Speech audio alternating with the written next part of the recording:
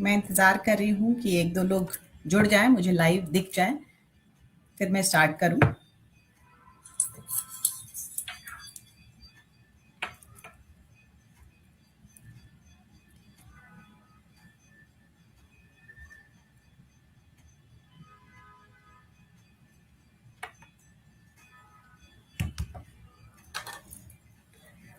नमस्कार, मैं प्रेरणा सिंह प्रेरणा। प्रेरणा के मंच पर आप सबका तहे दिल से स्वागत करती हूँ। प्रेरणा का मंच जो हर बार लेकर आता है कुछ ऐसे संघर्षों की कहानी जो अपने जीवन से दूसरों को प्रेरणा देती हो। संघर्ष जो हर दिन हर पल हम अपने जीवन में कहीं ना कहीं कर ही रहे होते हैं। किसी ना किसी मोड़ पर हर इंसान संघर्ष देख रहा होता है। प्रेरणा के मंच का उद्देश्य है कि वो ऐसे व्यक्तित्व से आपको मिलाए जो कहीं ना कहीं आपके जीवन में डूबती हुई सांसों को ऑक्सीजन दे पाए, आपके अंधेरे से मन को उजाला दे पाए, आपकी सांसों में उत्साह भर पाए। और यही तो होता है प्रेरणा। ये प्रेरणा प्रेरणा के मंच के द्वारा आप सबको लगभग 1.5 साल से मैं पहुंचाने की कोशिश कर रही हूं। लेकिन आज एक अलग तरह की कहानी लेकर आई हूं। प्रेरणा का मंच इस बार बात कर रहा है उस संघर्ष की जो इंसान स्वयं के लिए नहीं, समाज के लिए कर रहा है, देश के लिए कर रहा है। हम सबको अपने अधिकार तो पता होते हैं, लेकिन क्या कर्तव्यों की जानकारी है? कहीं ना कहीं क्या हम अपने कर्तव्य अनदेखा नहीं कर देते? इसी सोच के साथ आज प्रेरणा का मंच यहां पर उपस्थित हुआ है। प्रेरणा के मंच का जो उद्देश्य है वो सिर्फ ये नहीं है कि संवाद करें। संवाद से व्यवहार के परिवर्तन तक हमारा कार्य है। हम चाहते हैं कि इस सोच को आप यहां से लेकर जाएं और कहीं ना कहीं अपने जीवन में उस संवाद से याद लाएं कि हमारे कर्तव्य भी क्या हैं। ऐसी ही एक कहानी मैं लेकर आई हूं आज एक शख्सियत की जिसे लोग हेलमेट मैन ऑफ इंडिया के नाम से जानते हैं। जी हाँ, राघवेंद्र कुमार जी। राघवेंद्र कुमार जी जो संघर्ष कर रहे हैं रोड सेफ्टी के लिए, सड़क सुरक्षा के लिए। हर दिन हम सपने देखते हैं अपने के लिए, अपनों के लिए, लेकिन कहीं ना कहीं हम जो अनदेखा कर देते हैं वो है अपनों की सुरक्षा, अपनी सुरक्षा। तो जो सपने हैं हमारे, उनकी कहीं ना कहीं किसी मोड़ पर अंत्येष्टि हो जाती है। उस अंत्येष्टि से बचाने के लिए हर दिन हर पल संघर्ष करते आ रहे हैं राघवेंद्र जी। राघवेंद्र जी करीब 12 वर्षों से रोड सुरक्षा के लिए लगातार संघर्षरत हैं। आइए मैं उनको मंच पर जोड़ती हूं और आप सबसे मिलवाती हूं। हाँ। नमस्कार राघवेंद्र जी, हाँ, प्रेरणा के मंच पर बहुत आपका बहुत स्वागत। बहुत बहुत धन्यवाद प्रेरणा जी। बहुत बहुत धन्यवाद। बहुत बहुत स्वागत है आपका राघवेंद्र जी। और क्योंकि मैं साहित्य से जुड़ी हूं तो सबसे पहले इस कार्यक्रम की शुरुआत करने के पहले मैं एक सरस्वती मंत्र पढ़ना चाहूंगी और उसके बाद आपका परिचय लोगों से करवाती हूँ। जी। ॐ सरस्वती महाभागे विद्ये कमललोचने विद्यारूपे विशालाक्षी विद्यां देहि नमस्तुते।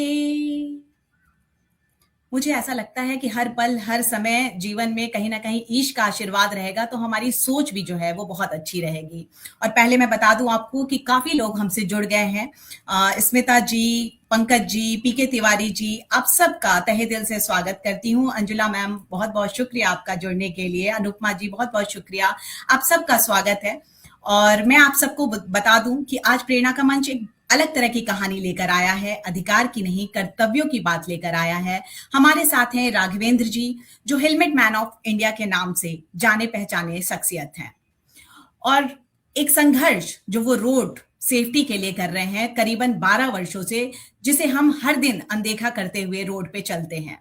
वो एक इंसान जो हर नजर रखे हुए हर प्रांत पे, हर सड़क पे, ताकि आपके सपने वो बचा सके। तो आइए मिलते हैं और उनकी कहानी उनके ही जुबानी सुनते हैं कि कैसे ये एक सोच उनके मन में आई कि हाँ, मुझे इस तरफ लोगों का ध्यान देना है, लोगों को ध्यान आकृष्ट करना है। और एक बहुत बेसिक सी चीजें जहाँ पे हर दिन हर पल हमें जाना होता है, वहां पे कैसे हमें जागरूकता फैलानी है। वो एक कौन सा क्षण था राघवेंद्र जी जिसके कारण आपको लगा कि नहीं, मुझे इस तरफ काम करना है? वो कौन सी बात थी या कौन सी पीड़ा थी जिसके कारण आप हेलमेट मैन ऑफ इंडिया बन गया? जी, बहुत बहुत धन्यवाद। आपका नाम प्रेरणा है और एक शब्द भी आपके बहुत ही शक्तिशाली हैं। बहुत शुक्रिया। और बड़े ही जो एनर्जी है, और जो दर्शकों का भी धन्यवाद। देखिए, कोई जी। भी कथा या कहानी सुनना बड़ा आसान होता है, लेकिन उस सत्य को जीना बहुत ही कठिन होता है। और इस वक्त जो मैं कार्य कर रहा हूँ, और इस वक्त भी स्टूडियो में जो हेलमेट पहन करके ही बातें कर रहा हूँ। जी। और मेरे लिए सड़क दुर्घटना या सड़क सुरक्षा की एक बात, एक चर्चा नहीं रहती है। मेरे लिए हम्म। सड़क दुर्घटना एक अदृश्य युद्ध है, और मैं इस युद्ध के खिलाफ जो लड़ रहा हूँ, और मेरा यही रहता है कि इस समय के काल चक्र में हम सब तो एक छोटा सा क्षण है। और हम्म। ये जो भी क्षण है या जो भी मेरे साथ जुड़ रहा है, तो वो मेरे लिए बड़ा ही एक गौरव का पल होता है। और क्योंकि अगर कोई भी इंसान 100 वर्ष जीता है, तो उसके पास 36,000 दिन होते हैं। और आई थिंक लगता है कि आज 60 से 70 साल लाइफ है, और मुझे लगता है कि मैं 37-38 साल जी चुका हूँ, जो अब 7 से 8,000 दिन दिन ही बचे हैं। ये 8,000 दिन ही मेरा बैंक बैलेंस है, और मुझे ये लगता है कि ये जो मेरा बैंक बैलेंस समय मुझे कहाँ खर्च करने हैं, किनके बीच खर्च करना है, ताकि मैं 1.4 बिलियन तक ये पहुँचा सकूँ कि हमारा आज़ाद भारत, खुशहाल भारत कैसे रहेगा। और हर नागरिक का एक कर्तव्य ये बनना चाहिए, जिसको लेकर के आपने बताया कि जो 12 वर्षों से मैं सिर्फ ना कि जागरूकता की बात करता हूँ, बल्कि हमेशा सड़क दुर्घटना अदृश्य युद्ध के खिलाफ बात कर रहा हूँ। क्योंकि हम एक दिन जो ये समय हो रहा है, शाम का समय, जो जी। हमारे भारत की सड़कों पर 1300 हादसे आज हुए, और शाम होते-होते हमारे भारत के शमशान घाट में 500 चिता जल रही हैं, और ये चिता हर दिन जल रही है। तो इसमें अगर हम 1 वर्ष की बात करें, तो 1 वर्ष में 2 लाख लोगों की मौत होती है, और 2 लाख में से 50,000 वो लोग होते हैं जो घर के सिंगल चिराग होते हैं। और ये जो 2 लाख सिर्फ आम नागरिक ही नहीं, बल्कि हमारे भारत के टैक्स पेयर होते हैं। और आज जब भी हम विकसित राष्ट्र की कल्पना कर रहे हैं, तो सड़क दुर्घटना एक आपातकालीन चुनौती बनी हुई है। और यही चुनौती जो मेरे भी मित्र को, मतलब उसने जो एक हेलमेट ना पहनने की वजह से जो मैंने खो दिया, और मैंने प्रण लिया कि मैं अपने मित्र की तरह मैं किसी भी भारत के नागरिक की जान नहीं जाने दूँगा। और मुझे भारत के हर नागरिक को इस सड़क दुर्घटना के खिलाफ लड़ाई लड़ने के लिए सबको आमंत्रित करके एक मित्र बनाना है, ताकि हम्म। इस सड़क दुर्घटना पर एक विजय हासिल कर सके। क्योंकि हमें आज़ादी तो मिल गई है, लेकिन जी। भारत जो हमारा है, आज भी सड़क हादसों का गुलाम है। और ये जो 2 लाख जो मौत हम कह रहे हैं, मतलब हम जब भी कोई भी शुरुआत करते हैं, तो भारत माता की जय बोलते हैं, और हर इंसान बोलता है। और सबसे बड़ी चीज़ बात है कि इस 2 लाख मौतों में से सबसे ज़्यादा बलिदान माँ ही दे रही है। क्योंकि हर किसी के मरने के अलग-अलग रास्ते हैं, लेकिन जन्म लेने के लिए एक ही रास्ता होता है, जो माँ का सहारा लेना पड़ता है।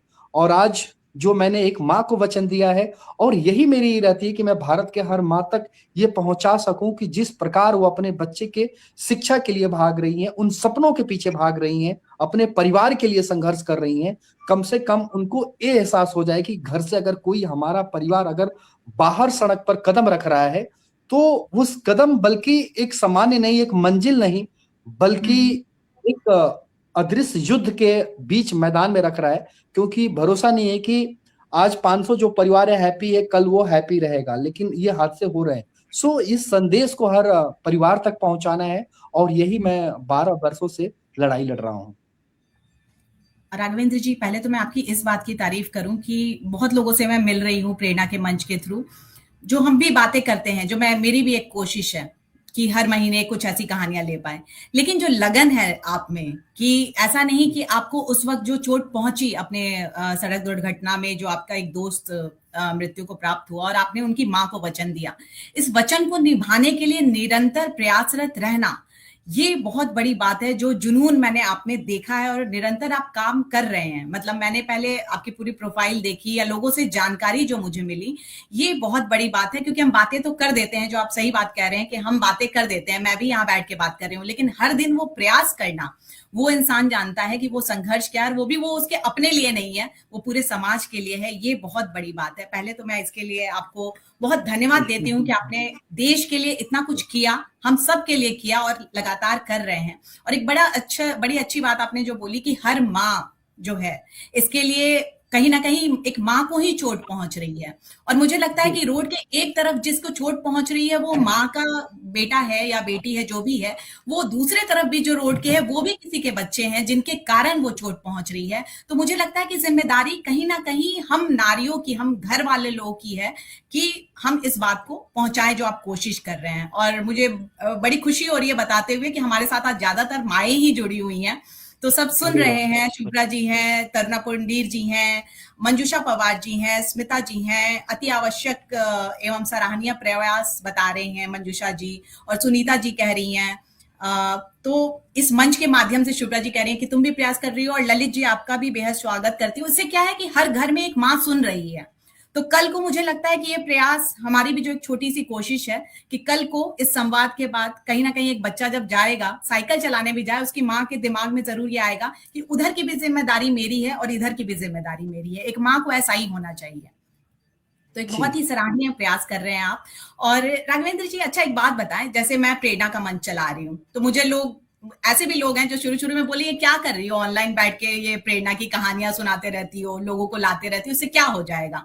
लेकिन फिर जब मैं इनबॉक्स में देखती हूँ या पर्सनल मैसेज आते हैं कि प्रेरणा आज आपकी बात सुनकर मुझे बहुत हौसला मिला, या एक जब मैंने एसिड अटैक का काम किया तो उसमें एक लड़की ने बोला कि अब मैं सुसाइड नहीं करूंगी आज ये एपिसोड देखने के बाद, तो उससे मुझे प्रेरणा मिली। आपको क्या है जो हर दिन आपको ये प्रेरणा देता है? आप थकते नहीं है? जी। मतलब आपको कहीं ना कहीं नहीं लगता है कि मैं कैसे कर पाऊंगा हर दिन करना? कैसे, वो आपको हाँ। ऊर्जा कहाँ से मिलती है? नहीं देखिए, यूनिवर्स एक है और हम जब भी कुछ काम करते हैं अगर या कुछ भी चीज़ हम बोलना सीखे, हर चीज़ हम यूनिवर्स से हम लिए हैं। दूसरी चीज़ की जो मेरा प्रयास रहता है कि हम जो कार्य कर रहे हैं, ठीक है, सड़क पर हेलमेट बाँटना वो एक उद्देश्य, लेकिन हमें मतलब ताकत किसकी बनना है, हमें सपोर्ट किसका बनना है। जो हम्म, विक्टिम फैमिली है, मैंने अपने 12 वर्ष पहले मित्र को खोया। बहुत से लोग अपनों को खोते हैं लेकिन वो गम के अंधेरे में डूब जाते हैं। हम्म, मेरे भी साथ जब हादसा हुआ तो लोग कहते थे कि अरे इसी का रूम पार्टनर था जो मतलब उसकी डेथ हो गई, या एक विक्टिम के तौर पर देखते हैं। सो हम्म, उस विक्टिम ना बनना स्वीकार किया, बल्कि मैंने एक लड़ाई लड़ना शुरुआत किया और मेरी लड़ाई यही थी कि भारत के अंदर जो परिवार है, जिन्होंने अपनों हम्म, को खो रहे हैं, ताकि उनको आमंत्रित करना है, सड़क हादसों के खिलाफ लड़ाई लड़ना है, उनको एक अंधकार से उजाले में लेकर के आना है। सो हम्म, शुरुआती दौर में ये किसी भी के लिए एक चैलेंजेस रहता है। जब मैं ही शुरुआती दौर में कार्य कर रहा था, जब लोगों को हेलमेट दे रहा था, तो मेरी एज उस समय 24-25 साल थी, तो लोग हमसे ही प्रश्न करते थे कि क्या आप हेलमेट पहनते हो? क्या आप हम्म, हेलमेट लेके सड़क पर आ गए? हम्म, तो फिर हमने कहा कि अच्छा हेलमेट लोग ऐसे पूछते, तो फिर मैंने धीरे-धीरे हेलमेट पहना और आज देखिए अभी भी हेलमेट की आदत डाला हूँ, ताकि ये बता हाँ, सकूँ कि हेलमेट कोई बोझ नहीं है। मतलब एक हेलमेट ना कि सिर्फ टू व्हीलर और फोर व्हीलर की, मैं पूरे भारत की सुरक्षा की बात कर रहा हूँ। और ये भारत तभी सुरक्षित हो पाएगा जब मैंने पहले ही बताया कि माँ से बड़ा कोई योद्धा नहीं होता है और उस माँ तक संदेश जाना चाहिए। क्योंकि बिल्कुल। हम हर किसी को जूते-चप्पल पहनने की आदत किसी और ने नहीं दिया है, माता-पिता ने दिया है, पेरेंटिंग सिस्टम नहीं। उस बच्चे को फर्स्ट टाइम कोई साइकिल भी लाके देने वाला था तो माता-पिता ही लाके। लेकिन उनको ये नहीं पता है कि इस बच्चे को हम क्या गलतियाँ कर रहे हैं। गलती इन द हम्म, सेंस कि आपका बच्चा कहीं छुप के या वो साइकिल चलाना सीख रहा है या बाइक चलाना सीख रहा है, सीख लिया और आपने देखा एक दिन सडनली आप बड़े खुश हैं, हैप्पी हैं। वो गलतियाँ हैं। गलतियाँ ये है कि आपका बच्चा अगर जब जा रहा है तो आप उसको प्रॉपर गियर, जैसे हम स्केटिंग सीखते हैं तो स्केटिंग के लिए पूरा प्रॉपर सेफ्टी गियर ला करके देते हैं। लेकिन भारत में आज भी वो पॉसिबल नहीं है उस तरीके हम्म, से, क्योंकि हमारे भारत अनऑर्गनाइज़ है और आज भी बहुत सारी चुनौतियों से लड़ रहा है। बट ये है कि जो अभी बोर्ड एग्ज़ाम जैसे अभी होंगे, बहुत से ऐसे माता-पिता जिनके बच्चे अभी 10th 12th पास करेंगे, तो जस्ट लाइक वो लोग स्कूटी और बाइक दे देते हैं। वो सबसे बड़ा क्राइम है। क्राइम इन द सेंस कि आपके बच्चे को जब तक साइकिल के ऊपर हेलमेट की आदत ना बन जाए, तब तक हम्म, आप उसको स्कूटी, बाइक ना दें। क्योंकि देखिए हम यूरोपियन कंट्री की बात करते हैं, इंडिया से बाहर की, अगर वहाँ हम्म, 90 साल का बुजुर्ग व्यक्ति भी अगर घर हम्म, से सिर्फ साइकिल पहन करके निकलता है, तो देन वो हेलमेट पहन के निकलता है। क्यों? क्योंकि सेफ्टी की सोच उसके डीएनए में आ चुकी है। और मैं हम्म, जहाँ जो कार्य मैं जब शुरुआती दौर में सड़क पे हेलमेट लेके निकला था, तो मुझे अभी भी मतलब उसके बाद भी किसी कॉलेज के बाहर मैंने किसी युवा से पूछा कि हाँ जी भैया आपने हेलमेट क्यों नहीं पहना है? तो ये नहीं पूछा कि वो तो सडनली मुझे थप्पड़ मारा, बोला तुम कहाँ से आ गए हो? तो हाँ, मुझे ये लगा कि हमारे भारत के अंदर हाँ, आप किसी से कानून की बात करते हैं या वो किस बात करते हैं, तो लोग एक अलग है, एक मतलब उस चीज़ में जी रहे होते हैं, हैसियत देखते हैं किसी की भी। जैसे हाँ, मैं भी हर दिन जैसे फ्लाइट में भी हेलमेट लगा के चल रहा, तो लोग पूछते हैं कि यार भैया आपको वो नहीं करते हैं? बोलते हैं हाँ, ये दुनिया आपके पहले कुछ भी आप कार्य करते हैं तो लोग आपकी हैसियत देखते हैं कि आप क्या हैं। वो अलग बात है कि आप जैसे जो योद्धा हैं अभी आज इस डिजिटल युग में, ग्लोबल युग में और इंटरनेट के माध्यम से, कि आप मेरी कहानी जैसे हेलमेट मैन को बता रही हो, जो अन्यों ने मेरे बारे में जानते हैं हम्म, उनको पता चलेगा कि हाँ भाई, मैं 75,000 जो हेलमेट दिया हूँ, 6 से 7 करोड़ रुपए का हमने हेलमेट बांटा है, और मतलब एक अपने भारत देश को, हर नागरिक को अपना मित्र बनाने के लिए।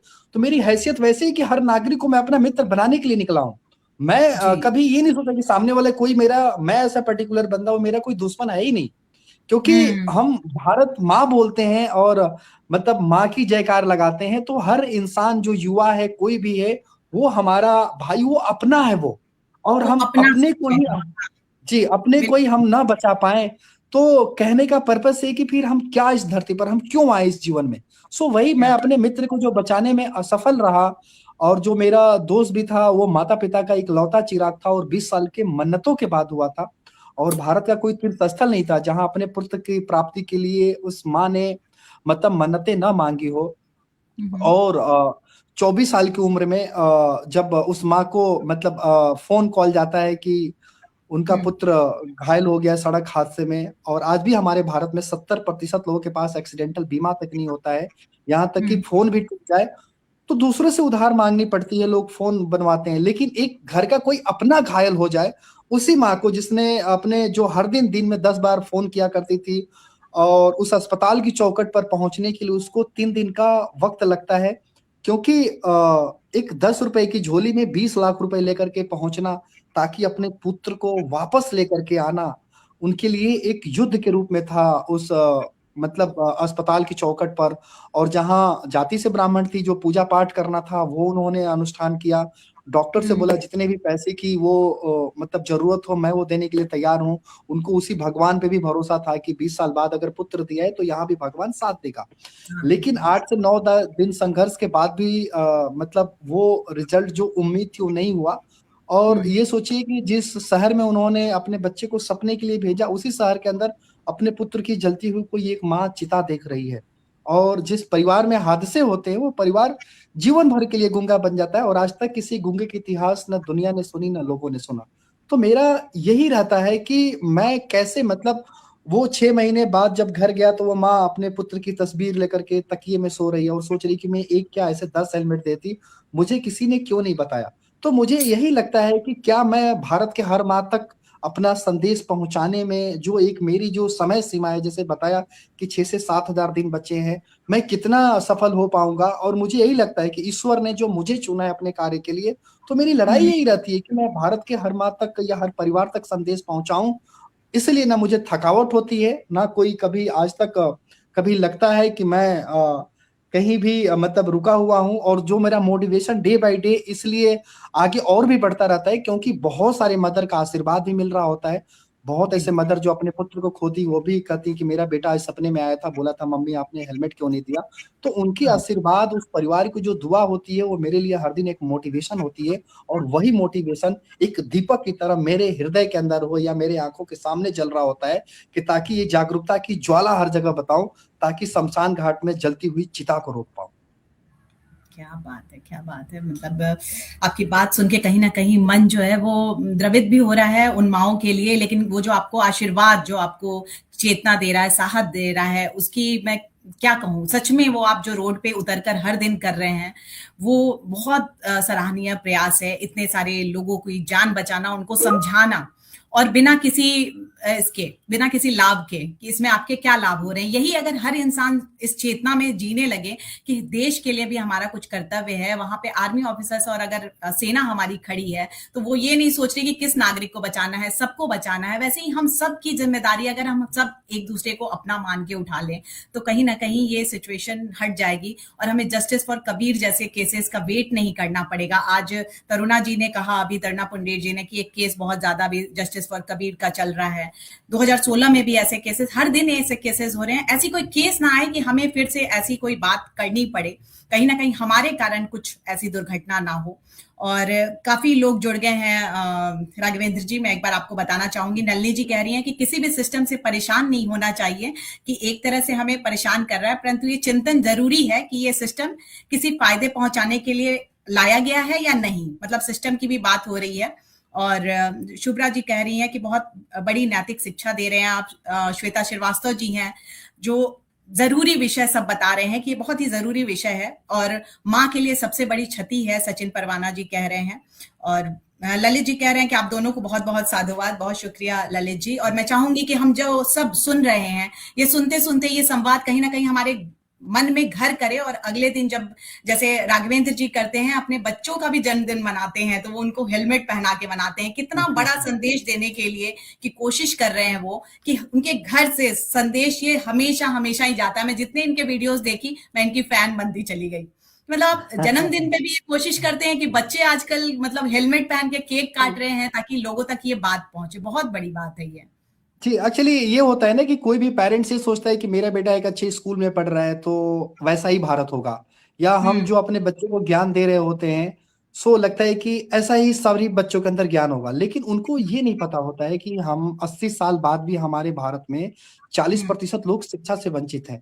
और हम जो हमारा जो समाज, जो सोसाइटी, अगर हम अपने बच्चे को, ठीक है हम हेलमेट ला के दे रहे हैं, वो 1 घंटा 2 घंटा पहनेगा, उसके बाद नहीं पहने, क्योंकि उसके क्या बाकी दोस्त पहन रहे हैं।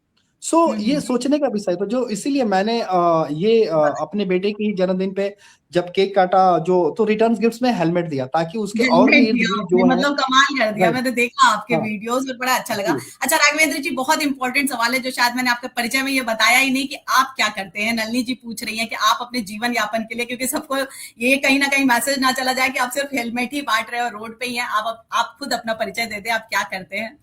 मैं बताना भूल जी, गई।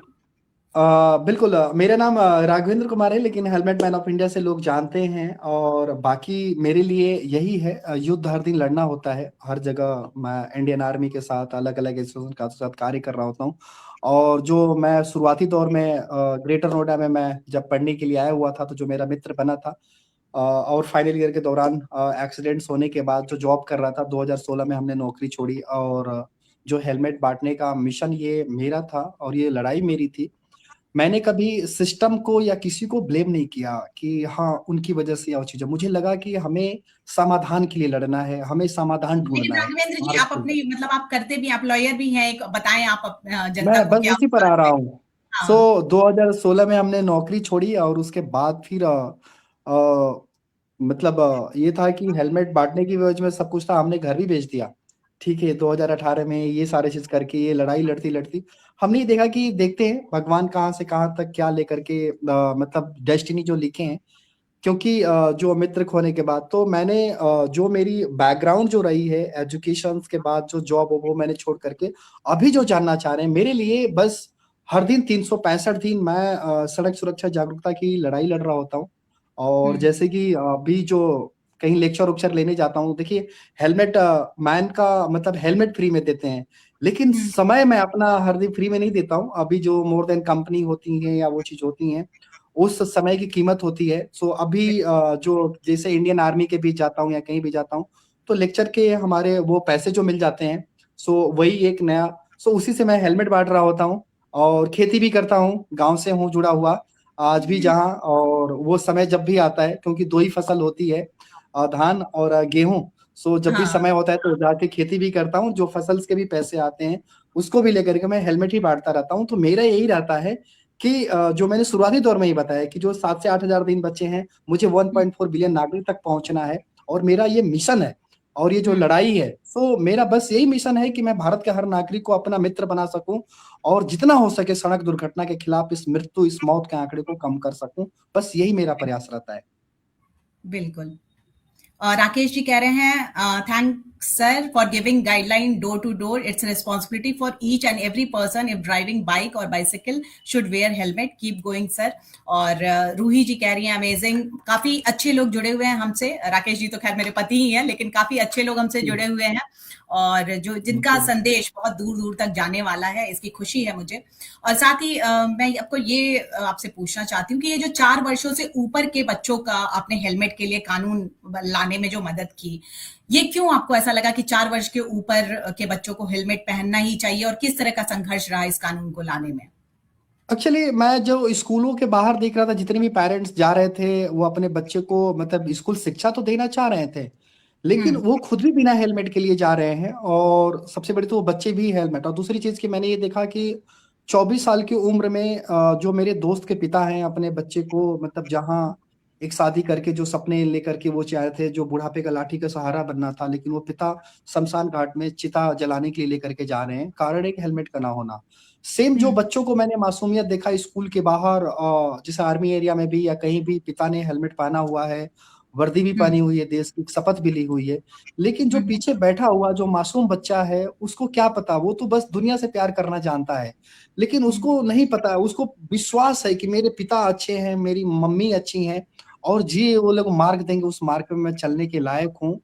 और वो उसको आदत नहीं दे पाते हैं, जो हेलमेट देनी चाहिए बचपन से वो नहीं दे पाते, जो असफल होते हैं, जो उस एवज में जो अधिकतर आज युवा ही सबसे ज्यादा सड़क हादसों में मौत के शिकार हो रहे हैं, और इसमें पेरेंटिंग सिस्टम ही सबसे ज्यादा जिम्मेदार वो चीजें थी। तो हमें लगा कि क्यों ना हम जिस प्रकार शिक्षा के पीछे भाग रहे हैं, सुरक्षा के पीछे भागे, क्योंकि पढ़े लिखे लोग ही सड़कों पर ट्रैफिक नियम को तोड़ रहे हैं। तो हमने मोर्थ भारत सरकार से मतलब वहां पर सुप्रीम कोर्ट से कानून पास करवाया। शुरुआती दौर में मैं जब भी इसके लिए लेखन को लेकर के गया, पत्र को लेकर के गया, कई बार मुझे लगता था कि बस ये हो जाए, लोग बैठे ही करने के लिए, लेकिन वहां पर भी कई बार मंत्रालय में मुझे आउट कर दिया गया, ब्लैक लिस्टेड कर दिया गया। तो मैं हमेशा माँ की शक्ति इसलिए बोलता हूँ, मैं हमेशा चेयर पे देखता हूँ कि मदर कौन बैठी है, सो मैं उनको जाकर के किसी दूसरे नाम से हेलमेट उतार करके ऐसे एंट्री किया, और वहां जाकर उनके पास के गया, मैं उनसे रिक्वेस्ट किया कि जो 2 लाख लोग मरते हैं उसमें से 50,000 घर के सिंगल चिराग होते हैं, और माँ को नहीं पता, अपनी घर अवस्था में बिजी रहती है, और ये कानून बहुत जरूरी है, क्योंकि एक माँ ही होती है जो अपने बच्चे को 9 महीने पहले जो पालती है, उसकी दुनिया बनाने वाली होती है, उसको पहले से जानती है, उसकी शक्ल भी नहीं देखी है, लेकिन उसको पूरा प्यार देती है, यहाँ तक कि अगर जब जिंदगी और मौत की बात, जब सर्जरी की भी बात आती है, एक बार बोलती है डॉक्टर को कि नहीं आप सर्जरी कर दो, मुझे बच्चे को बाहर धड़कन अगर हल्की सी रुक जाती है, तो उस माँ को कितना वो चीजें फिक्र होगा कि जब सड़क हादसों के बारे में मौत आंकड़े कम नहीं हो रहे हैं और ये रफ्तार बढ़ती जा रही है, तो ये माँ को मतलब एक दर्द के बाद क्यों पता चले, हम पहले क्यों नहीं योद्धा बनाए, क्योंकि वो भगवान के पास जाके लंबी उम्र की दुआ मांग रही है, और भगवान पे भी आस्था है, सब कुछ आस्था है, लेकिन भगवान भी तो हम लोगों के भरोसे बैठा है, वो किसी को चुन रहा है, वो बोल रहा है कि आप जाओ, ये बताओ उस माँ को कि कम से कम वो पहले से इस तरह से तैयारी करे। तो वो मुझे सफलता मिली, फिर उन्होंने घर पे बुलाया कि ठीक है तुम घर पर आओ, ऑफिस मत आना मेरे, लेकिन तुम्हारा जो काम है वो मैं कर रहे, तो वो धीरे धीरे सफलता मिली, कानून भी पास हुआ। लेकिन आज वही है, कानून पास होने के बाद भी एक सबसे बड़ी वो चीजें लड़ाई है कि हम कैसे स्कूली स्तर पर हर जगह हर परिवार तक इस चीजों को पहुंचा पाए। सो वो मैं चुनौती लड़ाई लड़ रहा हूँ कानून की सफलता मिलने के बाद भी। लेकिन इसमें सबसे बड़ा मैं धन्यवाद करता हूँ कि बहुत ऐसे मदर हैं जो मुझे सोशल मीडिया के माध्यम से देखती हैं, वो हेलमेट के बारे में सुनती है, जानती हूँ, अपने बच्चे के लिए हेलमेट लेके आती हैं और मुझे भी फोटो भेजती हैं कि ये देखो मैंने अपने बच्चे को हेलमेट मैन बना दिया।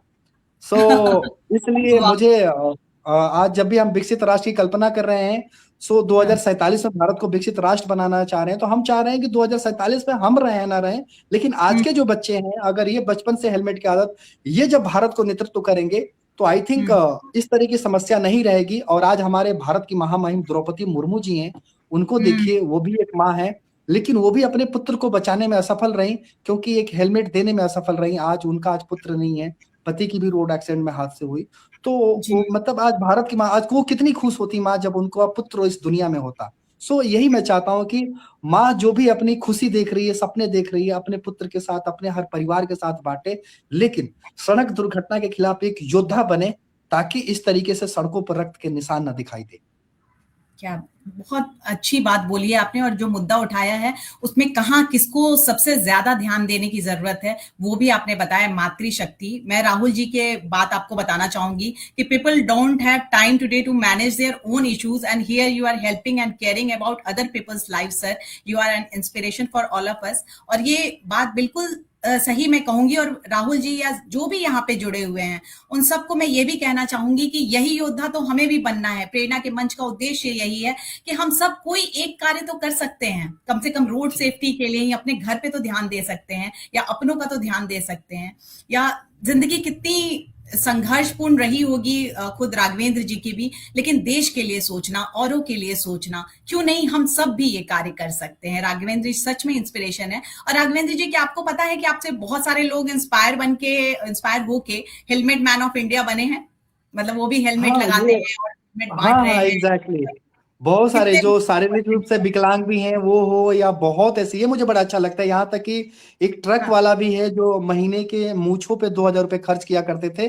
सो वो हाँ, हेलमेट पहन करके ट्रक चलाते हैं। उन्होंने 2 घायल को अस्पताल भी पहुंचाया है। और मुझे इंडियन अच्छा, एक्सप्रेस के न्यूज के माध्यम से पता चला कि उन्होंने कहा कि हेलमेट मैन ऑफ इंडिया मेरे हम्म, भगवान है, गॉड है, और मैं उनसे मिलना, मैं बस उनको हमेशा देखता रहता हूँ, उनके मिशन को। मतलब वो उड़ीसा के भुवनेश्वर के रहने वाले हैं, बालासुर। हाँ, तो ऐसे ऐसे बहुत ऐसे भारत के कोने के, मुझे नहीं पता था कि मैं जो कार्य कर रहा हूँ, चीजें हम्म, क्या, किसी पे क्या। मुझे तो लगता था कि एक जिंदगी भी बच जाए तो वो मेरे लिए मिशन की बड़ी बात है। लेकिन 52 लोगों की वो जिंदगी बचाया हूँ।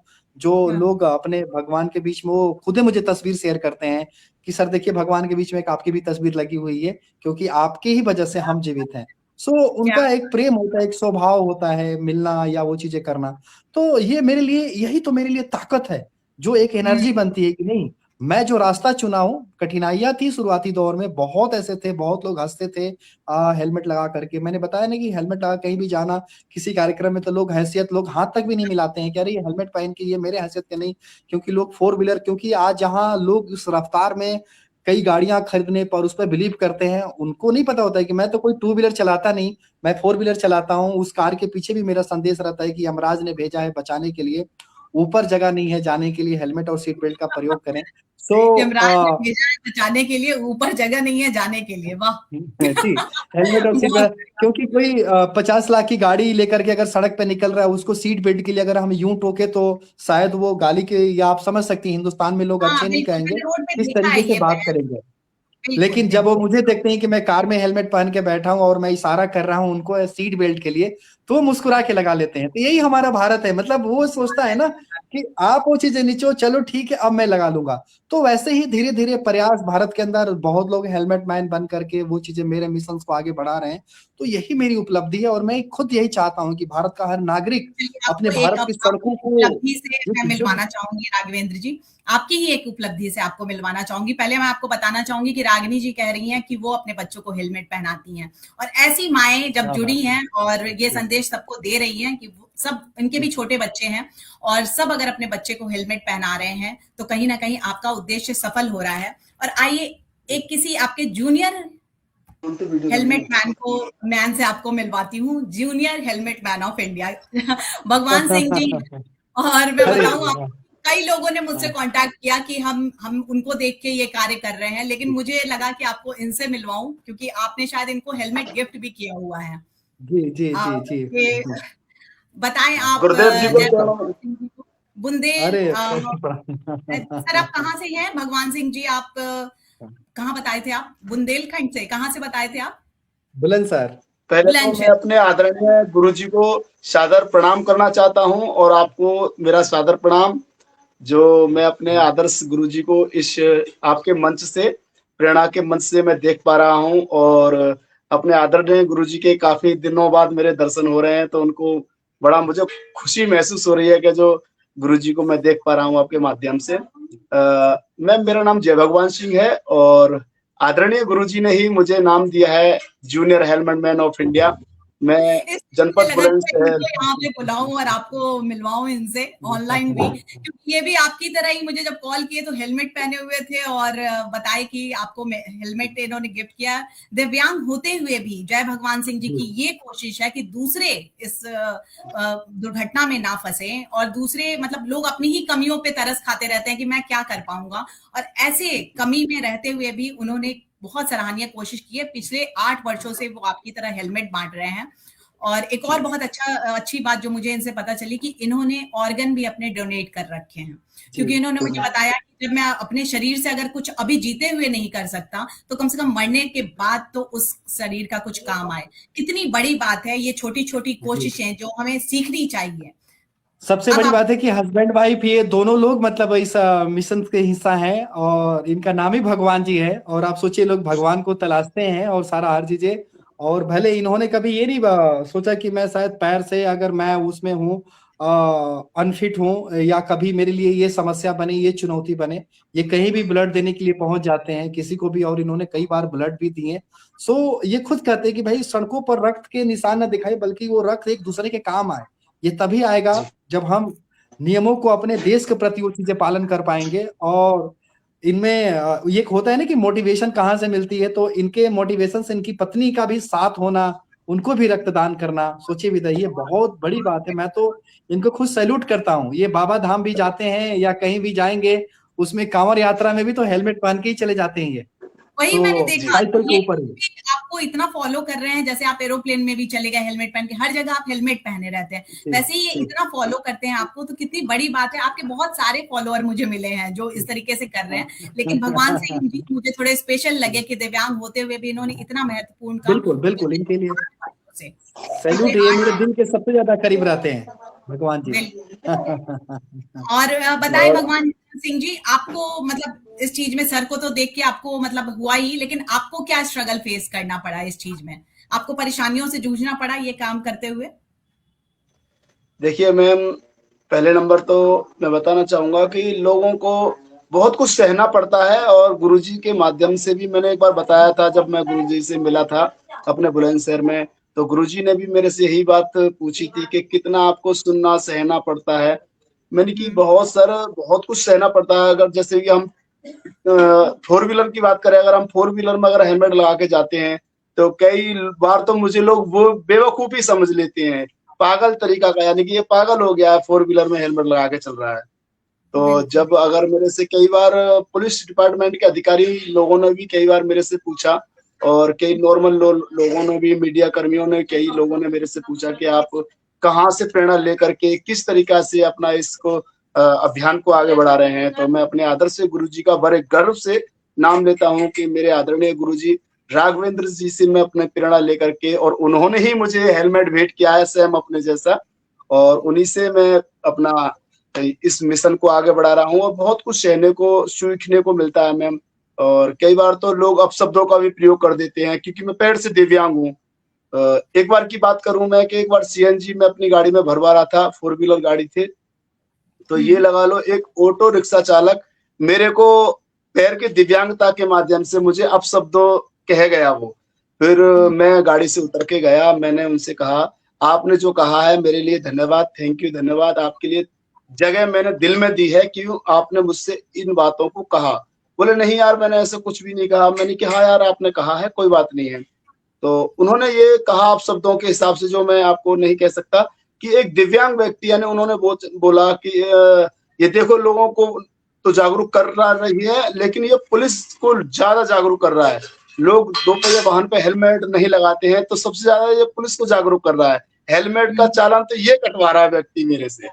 तो उन्होंने ये कहा, मैंने कि नहीं भैया, मैं हेलमेट उनको चालान के लिए जागरूक नहीं कर रहा हूँ, मैं आप जैसे लोगों को, शख्स को जागरूक करने का काम कर रहा हूँ, जो आप हेलमेट हमेशा लगाने का प्रयास करें। बहुत अच्छी बात है भगवान सिंह जी। मैं इसीलिए राघवेंद्र सर से के सामने आपको भी लाना चाह रही थी कि बड़ा अच्छा लगता है देख के कि एक मशाल से दूसरी मशाल जल रही है, और जो वो चाह रहे हैं कि पूरे देश में ये बात जाए, सब कोई सोचे, तो आप जैसे लोग ही तो इसको आगे लेकर जा रहे हैं। ये जो एक कोशिश है उनकी, उसको सार्थकता तो आप जैसे लोग प्रदान कर रहे हैं। और खासकर एक आम इंसान कुछ कर रहा है तो अलग बात है, आप इतनी सारी बातें सुनकर भी दिव्यांग होते हुए हर कुछ कर रहे हैं, अपनी पत्नी के साथ मिलकर कर रहे हैं, बहुत सराहनीय प्रयास है आपका, आपको सैल्यूट है। और हमारे कई लोग दर्शक जो हैं आपको सैल्यूट कर रहे हैं, पूनम मल्होत्रा जी सैल्यूट कर रही हैं और सब आपको दुआएं दे रहे हैं। सबकी दुआएं आज आप दोनों के साथ हैं और ईश्वर करे ऐसी ही मशाल जलती रहे और ऐसे हेलमेट हमें हमेशा देखने को मिले। जी। तो बहुत बहुत शुक्रिया आपका भगवान सिंह जी, आप आए थोड़ी देर के लिए जुड़े हमसे। अब हम सर के पास चलते हैं कुछ बातें करने। बहुत बहुत धन्यवाद आपका। कई लोगों ने मुझसे कांटेक्ट किया, लेकिन मुझे इनसे बात करके बहुत अच्छा लगा कि ऐसी मतलब हम लोग इतना प्रयास करने की सोच भी नहीं पाते हैं जितना ये लोग सोच लिए, और ऑर्गन डोनेशन तक की बात उन्होंने कर दी कि मैंने कर रखा है कि चलो इस शरीर का कभी तो काम आए। बहुत बड़ी बात है, बहुत बड़ी सोच है ये। अच्छा राघवेंद्र जी, अब चलते हैं कानून की तरफ। तो क्या इस बार जो अभी जस्टिस फॉर कबीर या 2016 में एक घटना हुई थी बहुत ज्यादा द्रवित करने वाली थी, उस वक्त भी एक बहन का काफी केस आया था कि कोई सिद्धार्थ शर्मा जी थे और उनकी बहन ने वो कोई लड़का ड्राइव कर रहा था जो 17 साल का था और 18 साल का बस कुछ दिनों में होने वाला था। फिर भी वो केस जो था वो जुवेनाइल में गया और कंपनसेशन मिला और वो केस खत्म हो गया, और उनकी बहन आज तक उस केस के लिए लड़ रही है क्योंकि सबको कंपनसेशन नहीं चाहिए होता है। और आज जस्टिस फॉर कबीर की बात हो रही है, तो आपको मतलब इन सारी चीजों को आप एज ए लॉयर कैसे देखते हैं, या रोड सेफ्टी के लिए आप क्या देखते हैं, कहते हैं? देखिए, मैंने शुरुआती दौर में कहा कि हमारा भारत बहुत ही ऑर्गेनाइज है, अनऑर्गेनाइज है चीज़ों में इस रोड से, और चुनौतियां बहुत सारी हैं। और आज के जो पेरेंटिंग जो सिस्टम है वो कहीं ना कहीं अपने बच्चों के सामने वो हार जा रहे हैं कि मतलब उनको गाड़ी दे देना हाथ में या वो चीज़ें करना। और मतलब वो हम ये जब तक चीज़ें संस्थाओं के स्तर पर, मतलब कोई भी जब आपका बच्चा स्कूल में जाता है वहां पर लैब रहता है, हम जैसे 10th 12th ही करते हैं या कॉलेज में पढ़ रहे होते हैं लैब, तो ये सड़क सुरक्षा की बात, क्योंकि ये आकर के स्कूली स्तर पर ही लेकर के आना पड़ेगा, क्योंकि हर वर्ष 3 से 4% जीडीपी, मतलब 5 लाख करोड़ रुपए का राजस्व का नुकसान होना, और एक सामान्य नागरिक मरता है तो उस परिवार ने तो अपना सब कुछ खोता ही खोता है, लेकिन भारत सरकार का भी नुकसान 92 लाख रुपीज का होता है राजस्व का नुकसान। अगर एक बाइक के ऊपर अगर 2 लोग बिना हेलमेट के जा रहे हैं तो 1 करोड़ 80 लाख रुपए हमारा सबका लेकर के जा रहे हैं। तो ये समझना बहुत जरूरी होता है कि कैसे हम चीजों को, आज भले हम हाईटेक, हम भले ही चीजों को नई नई टेक्नोलॉजी लेकर के आ रहे हैं, बातें कर रहे हैं, लेकिन जमीनी स्तर पर आप बहुत ऐसे अभाव है। और शायद हम इस तरीके की घटना को, हम नोएडा में भी युवराज के भी केस को देख सकते हैं, युवराज मेहता के भी साथ हुआ, इतना हाईटेक रहते हुए आज वो माता पिता मतलब इंडिया से बाहर चले गए, वो अपनी बेटी के साथ सारा चीजें, ऐसी तमाम कई सारी घटनाएं हो रही हैं। और इस पर जो हमारा कानून है, मतलब कहीं ना कहीं वो एक मजबूत दिखाई नहीं दे रहा है। इस पर बहुत जरूरी है कि मतलब इस चीजों के लिए कानून का एक डर हमारे भारत के अंदर जब तक नहीं होगा तब तक शायद हमें ऐसे ही चीजों को मतलब सामना करना पड़ेगा। और आज भारत ही नहीं बल्कि दुनिया देख रही है, भारत के अंदर सड़क हादसों मौत हो रही है, और सड़कों पर जो कई सारे अनसुनी कहानियां हैं, मतलब ये तो चलिए कुछ न्यूज हाइलाइट्स मीडिया के माध्यम से हमें देख लेते हैं, सही लेकिन ये बात। जानना जरूरी है कि जैसे आज भी हमारे भारत में कोई भी किसी का अगर पति घायल होता है तो सबसे पहले बचाने के लिए मतलब नारी शक्ति, मातृ शक्ति ही जाती हैं, और अकेले नहीं, 2 बच्चों को साथ में अस्पताल लेकर जाती हैं। उनके पास पैसा सेविंग होता नहीं है, तन का जेवर बेच रही होती हैं। मान लीजिए किसी रईस जादे के गाड़ी के माध्यम से वो एक्सीडेंट हुआ हो, लेकिन अभी वो जो उम्मीद है, जो डॉक्टर बोलता है एक उम्मीद पर, वो 15 दिन तक भी अगर मान लीजिए उस इलाज का चलना हो, तो हमारे भारत में कितना तेजी से फास्ट मीटर भाग रहा होता है पैसे का। और उस समय जब भी वो रिश्तेदारों को फोन लगाती हैं तो सभी रिश्तेदार के बैंक अकाउंट खाली मिलते हैं, कोई भी साथ नहीं देता है। तो अगर मान लीजिए उनके फिर पति जीवित नहीं बचते हैं और फिर से वापस दोबारा आकर के घर पर उन बच्चों की पढ़ाई लिखाई एक पिता के बगैर मतलब सामना वो करती हैं, और हमारा समाज मतलब जो है सिर्फ श्रद्धांजलि और संवेदना तक ही सीमित रहता है 12 से 13 के बाद, मतलब 100 रुपए के कार्ड तक ही सीमित हो जाता है। उसके बाद उनको लगता है कि लोग किस विश्वास के साथ थे, हमारे साथ रिश्तेदार थे। और आज न्यूक्लियर फैमिली का जो हमारे भारत के अंदर तेजी से बढ़ता जा रहा है, हर कोई अपने आप से मतलब रख रहा है। तो उस नारी शक्ति जो एक मजबूत हुआ करती थी, वो मातृ शक्ति, वो क्या होता है कि वो एक मार्केट से जा करके एक पॉइजन की शीशी, मतलब जहर की शीशी लेके आना, अपने और बच्चों को दे करके मौत को गले लगा लेना, ऐसे बहुत लोग जिंदगी हार जा रहे हैं। हम तो सिर्फ सड़क हादसों को, मौत को ही देख रहे हैं, लेकिन उसके पीछे जो परिवार बर्बाद हो रहा है। आज युवराज मेहता का चलिए ठीक है, बेटी थी तो वो चले गए फॉरेन, उन्होंने सब गम के अंधेरे में, क्योंकि हर कोई उस स्थान को चेंज करना चाहता है। लेकिन जो परिवार मतलब समाज ही उसको दोषी मान लेता है, लोग किस्मत पे टाल देते हैं कि वो किस्मत इसका ऐसा रहा, वो चीजें रहा, मतलब कोई भी उस परिवार के साथ खड़ा नहीं होता है। लेकिन उसको हम बचा सकते हैं सुसाइड या उस तरीके से करने से। हमें करना क्या है कि मात्र अगर कोई भी हादसा हो रहा है तो हादसे का एफआईआर होना चाहिए, डेथ सर्टिफिकेट होना चाहिए। ये अगर जाकर के हम एसडीएम को देते हैं तो जैसे राज्य सरकार 5 लाख रुपए देती है, जीवन ज्योति बीमा, सुरक्षा बीमा योजना केंद्र सरकार की 2-4 लाख रुपए मिलते हैं, बैंक के माध्यम से भी एटीएम से 2 लाख रुपए मिलते हैं। यहाँ तक कि कृषि के अंतर्गत भी अगर किसी के पास आधे बीघे भी लैंड है तो ये भी 5 लाख रुपए मिलते हैं। तो अगर ये पैसे देखा जाए मतलब 15 से 18 लाख रुपए ऐसे मिलते हैं। लेकिन दुर्भाग्य है कि हमारे भारत में 95% पीड़ित परिवार इस राशि को ले ही नहीं पाते हैं, क्योंकि हमारा समाज ही उनकी जागरूकता। हाँ, सो ये सब कमियां हैं जो तो सोचिए उनको केस का न्याय कहाँ मिलेगा। ऐसे ही मैं बता रहा हूँ, एक बुलंदशहर की ही मतलब ये जहां से है वहां की घटना है। 8 साल पहले हादसा हुआ था उनके साथ फैमिली में, घर में, और जो मदर थी उनकी आंख की रोशनी भी चली गई थी। मैं एक प्रोफेसर के माध्यम से वहां उन तक गया, क्योंकि मैं पीड़ित परिवार से भी मिलता रहता हूँ। सो वहां पर गया तो उस माता जी को प्रणाम किया तो बोली मैं क्या आशीर्वाद दूं, मेरी एक बेटी है और उसका उम्र भी मतलब 27-28 साल मतलब वो बता रही थी कि होने जा रहे हैं। अभी तक पूरा गांव या कोई कुछ नहीं कर पा रहे, उसकी शादी नहीं हो पा रही है।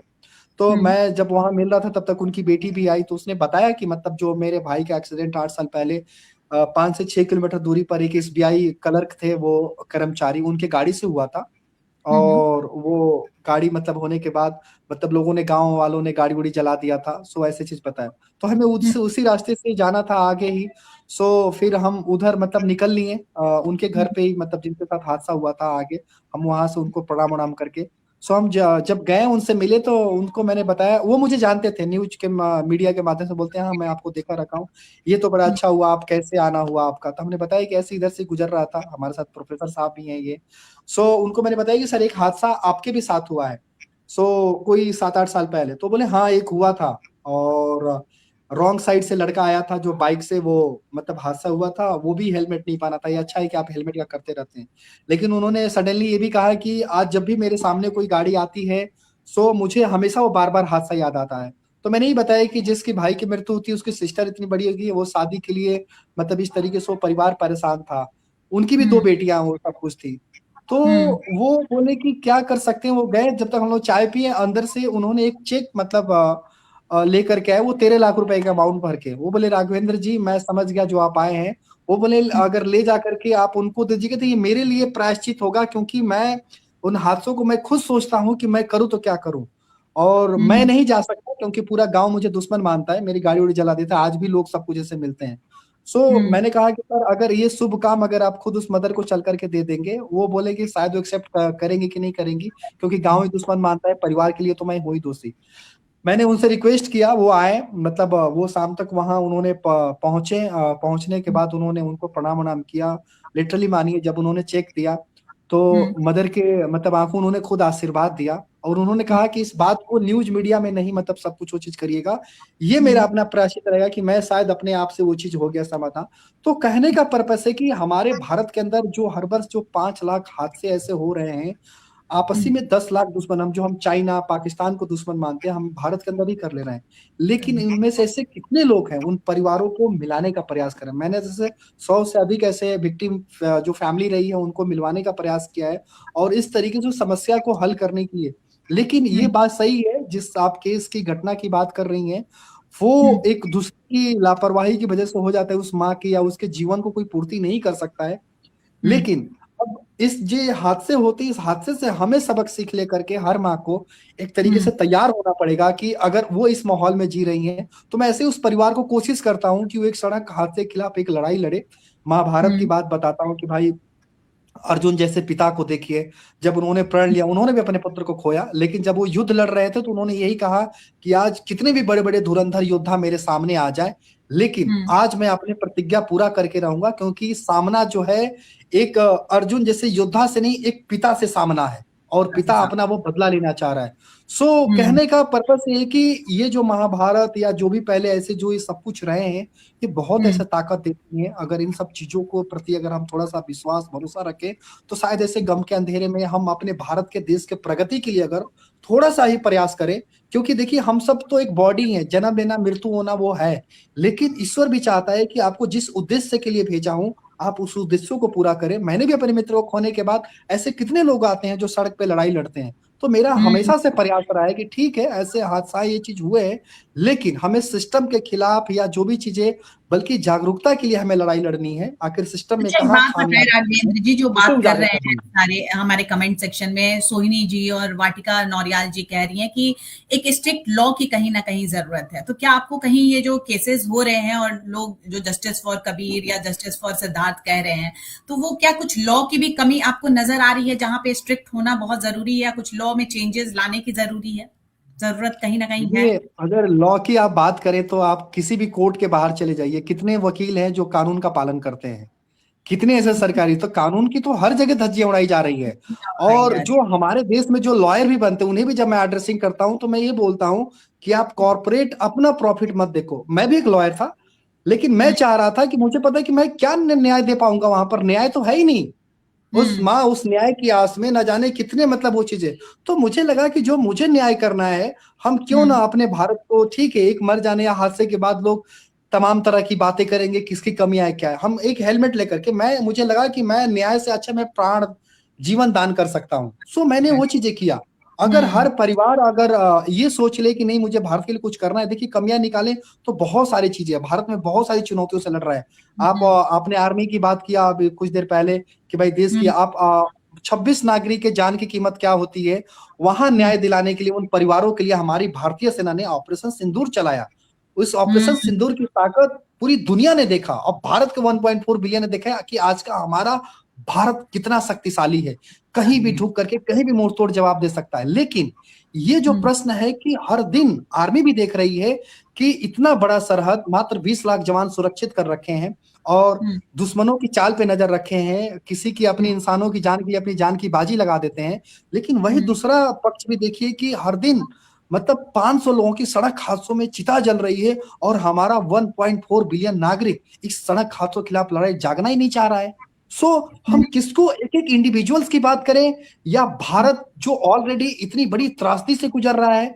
हम अगर एक मेरठ एक्सप्रेसवे का आपने देखा होगा कि एक स्कूली बस एक रॉन्ग साइड से दिशा में आ रही है और वहां पर हजारों गाड़ियां सामने से गुजरी, वो 20 किलोमीटर तक चल के आ रही है और लोग इतने टैक्स, मतलब लोग उस पर टोल भी महंगे पे कर रहे हैं, लेकिन किसी ने उस बस के रॉन्ग साइड में 80 से 90 की रफ्तार में चलने वाले किसी ने विरोध नहीं किया और अगले ही पल एक परिवार के साथ एक टक्कर हादसा होता है। ऑन द स्पॉट 6 लोगों की मौत होती है, 2 बच्चों की जाके अस्पताल में, वो परिवार तो खत्म हो गया। लेकिन हर किसी को इस सीसीटीवी वीडियो के माध्यम से जानकारी पड़ी। लेकिन मैं जब 2 दिन बाद गया, जिस थाने के पास वो गाड़ी खड़ी थी, वहां पर अब सोचिए इनकी कार की रफ्तार 100 की थी और वो बस की 80-90 की 180 की स्पीड में जो टक्कर हुआ। वहां पर मैंने देखा कि उस गाड़ी के इर्द गिर्द 8 से 10 स्ट्रीट डॉग हैं और जो उसमें परिवार के जो मांस के टुकड़े ब्लड के हैं उसको इनहेल कर रहे हैं, उसको खा रहे हैं। मतलब क्योंकि प्रशासन सिस्टम के लिए भी निकालना बहुत चैलेंजेस था। तो कहने का मतलब ऐसी परिस्थितियां हमने कोविड महामारी में देखी थी कि जहां इंसानों को मतलब सोचिए जलाने के लिए लकड़ियां नहीं थी, मां गंगा में बहा दिया गया था। बक्सर के अंदर हमने देखा कि भाई कितनी सारी लाश ऐसी थी जिन इंसानों को कुत्ते ऐसे कर रहे हैं। वैसे ही त्रासदी कोविड जैसी महामारी सड़क दुर्घटना भी है। लेकिन फिर भी हम मतलब सिर्फ 1-2 अगर जो मीडिया के माध्यम से पता चलती है घटनाओं के ऊपर सीमित रहते हैं, लेकिन हम लड़ाई कहाँ लड़ रहे हैं। हम जो वकील जो भी या कोई सिस्टम जो जवाबदेही है वही सड़क पर या उन चीजों पर, उन दुर्घटनाओं से भी वो अनजान है, वो सामने देख रहे हैं कि भाई यहाँ पर लाइट या ब्लैक स्पॉट्स है, ये सारी समस्याएं हैं। लेकिन कितनी बार वो लेटर ले जाकर के अपने एसडीएम को या डीएम को विभाग में दे रहे हैं। उनको पता है कि ये डीएम 2 साल में 2.5 साल में चेंज हो जाएंगे, क्योंकि डीएम भी चाहता है कि आते समय मैं अपना अच्छे से टाइम बिता करके जाऊं, को न्याय मिले या ना मिले, कोई भी सरकारी कर्मचारी नहीं चाहता है। वो कहता है कि भाई तुम मेरे लिए मिठाई लेके आओ ऑफिस में, मेरे से भी दिवाली पे दशहरे पे मिल लेना, आप आ जाओ, समस्या। और यहाँ तक एफआईआर कुछ इस तरह होता है, कहता है यार इसकी बात छोड़ो ना, आओ दोनों को मिला देते हैं। वो परिवार को मिलाने की ही बात करते हैं। यही चलता आ रहा है। लेकिन जो इंफ्रास्ट्रक्चर पे जो खर्च हो रहे हैं, जो सारे पैसे आ रहे हैं, वो सब कुछ आ रहे हैं, उसकी जवाबदेही होनी चाहिए कि एक सुप्रीम कोर्ट की जो ऑडिट रिपोर्ट जो हर स्टेट की करती है, वो कभी भी 100% पूरी नहीं होती है, हमेशा 30 से 35% ही हो पाता है। बाकी के क्यों नहीं हो पाता है? तो सिर्फ एक किसी पर क्वेश्चन उठाना बड़ा आसान है, लेकिन सिस्टम के लिए एक लड़ाई लड़ना, जो जवाबदेही जिनको देनी है, उनके खिलाफ आकर के ये कि भाई आपका सर कार्यक्रम आपने 6 महीने यहाँ आपने समय दिया या 1 साल हमारे जिले में रहे, मौत के आंकड़े कम होने चाहिए, यहाँ मौत के आंकड़े बढ़ कैसे गए? ये सबका प्रश्न होना चाहिए, ना कि एक जिंदगी पे क्वेश्चन। मैं गौतम बुद्ध नगर जिले में रहता हूँ, यहाँ 600 लोगों की मौत होती है, यहाँ तक इसमें से 250 वो होते स्टूडेंट ही होते हैं, यहाँ लाखों की संख्या है। लेकिन कोई ऐसे स्टूडेंट आकर के प्रश्न डीएम से या अपने अधिकार के लिए लड़ाई लड़ता है? कोई दोस्त मरेगा तो 2 दिन कैंडल मार्च कर लेगा, लेकिन उन 600 मौतों का जवाब कोई नहीं मांगना चाहता है, ना किसी के पास समय है। सब कोई बस कन्नी काट लेता है। जब यही परेशानी जब उसके दरवाजे पर एक दिन सड़क दुर्घटना पहुंचती है, तो वो वही चिल्लाता है कि सिस्टम मेरी आवाज नहीं सुन रहा है। उसको लगता है कि सब कुछ गूंगा है, सिस्टम ही। जब आप मजबूत है, सही हैं, तब आप क्या कर रहे हैं?